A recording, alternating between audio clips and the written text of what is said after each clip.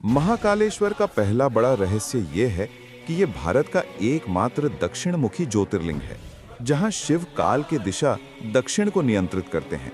इसलिए उज्जैन को काल भैरव और महाकाल की संयुक्त शक्ति का केंद्र माना गया। दूसरा रहस्य भस्म आरती की ऊर्जा से जुड़ा है। भस्म केवल श्रृंगार नहीं, बल्कि शिव के शमशान रूप, वैराग्य और मृत्यु विजय का प्रतीक है। और आरती के समय गर्भगृह में ताप, कंपन और ऊर्जा घनत्व इतना प्रबल माना जाता है कि पुजारी तक विशेष नियमों और दीक्षा के बाद ही इसे संपन्न करते हैं। तीसरा रहस्य मंदिर की 3 स्तरीय संरचना है। सबसे नीचे महाकाल, बीच में ओंकारेश्वर और ऊपर नागचंद्रेश्वर विराजते हैं। ये विन्यास तंत्र साधना के ऊर्जा चक्रों के आरोहण जैसा माना जाता है, इसलिए साधक यहाँ ध्यान में अलग स्तरों की अनुभूति बताते हैं। चौथा रहस्य रात्रिकालीन मौन शक्ति का है।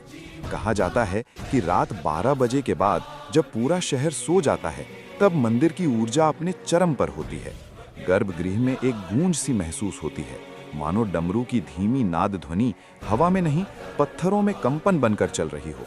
और इस समय महाकाल अपने भक्तों की रक्षा का अदृश्य कवच और मजबूत कर देते हैं। पांचवा रहस्य ये मान्यता है कि लिंग की स्थापना भूमि के भीतर बहुत गहराई तक है। इसे स्वयंभू कहा गया, इसलिए इसे हटाना या स्थानांतरित करना असंभव माना जाता है। ये शिव के अचल काल स्तंभ का रूप है। छठा रहस्य नागचंद्रेश्वर दर्शन से जुड़ा है। ये प्रतिमा वर्ष में केवल एक बार नागपंचमी की रात दर्शन देती है। मान्यता है कि ये मूर्ति नेपाल से लाई गई थी और इसमें नाग शक्ति व शिव तत्व का ऐसा योग है कि इसे सामान्य दिनों में बंद रखा जाता है ताकि ऊर्जा असंतुलन न हो।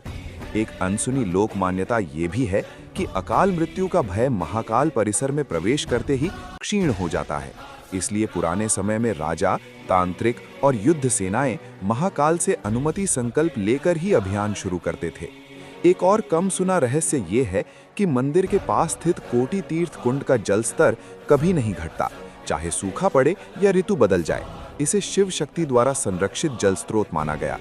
एक अनकही कथा साधुओं ने प्रचलित है कि मंदिर के भूमिगत मार्ग कभी गुप्त तंत्र साधना कक्षों तक जाते थे, जहां अघोरी साधक काल भैरव की उपस्थिति में भस्म ध्यान करते।